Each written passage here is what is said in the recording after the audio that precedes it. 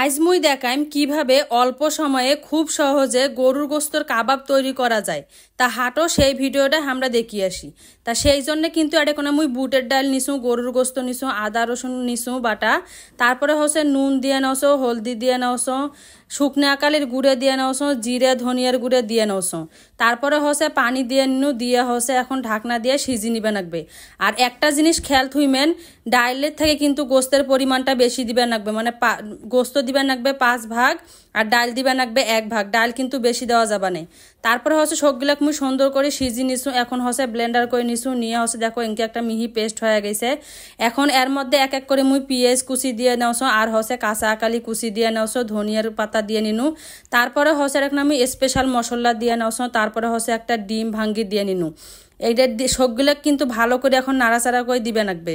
এখন সবগুলাক ভালো করে মাকে চাকে নেবে লাগবে। আর অনেকেই কিন্তু প্রশ্ন করে কাবাব কিন্তু ভাঙ্গি যায়, তা কাবাব ভাঙ্গি যাওয়ার কারণটা হচ্ছে ডাল বেশি, ডাল কিন্তু বেশি দেওয়া যাবে না, ডাল অল্প ডাল দিয়ে গোস্ত বেশি দিয়ে কিন্তু কাবাবটা তৈরি করবে লাগবে। তা দেখো মোর কিন্তু মাকা চাহা করা হয়ে গেছে, এখন মুই এঙ্গে করি ছোট ছোট করে কিন্তু সুন্দর করে কাবাবের শেপ করে নিম। হাত দেখ না তেল দিলে কিন্তু কাবাবের শেপটা সুন্দর হয়। তো এই যে দেখো মুই কিন্তু সবগুলা কাবাব ভালো করে কিন্তু বানিয়ে নিছু। আর এই কাবাবটা কিন্তু বুটের ডাল আর হচ্ছে মসুর ডাল দিয়ে সবচেয়ে বেশি ভালো হয়। তারপরে হচ্ছে তেল গরম করে নিছু, নিয়ে হচ্ছে এখন এক এক করে মুই সবগুলা সুন্দর করে ছাড়ি দাওছ। আর একটা জিনিস, গরম তেলের মধ্যে কিন্তু দিবে লাগবে, দিয়ে কিন্তু জালটা কমে দিবে লাগবে। জাল বেশি করে দিলে কিন্তু ওপরটা কিন্তু একেবারে ভাজা ভাজা হয়ে যাবে, ভেতরটা কিন্তু কাঁচা কাঁচা থাকবে।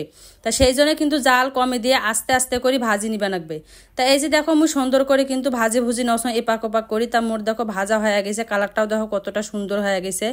এত সহজে অল্প সময় দেখছেন কিভাবে মুই গরুর কাবাবটা বানানো।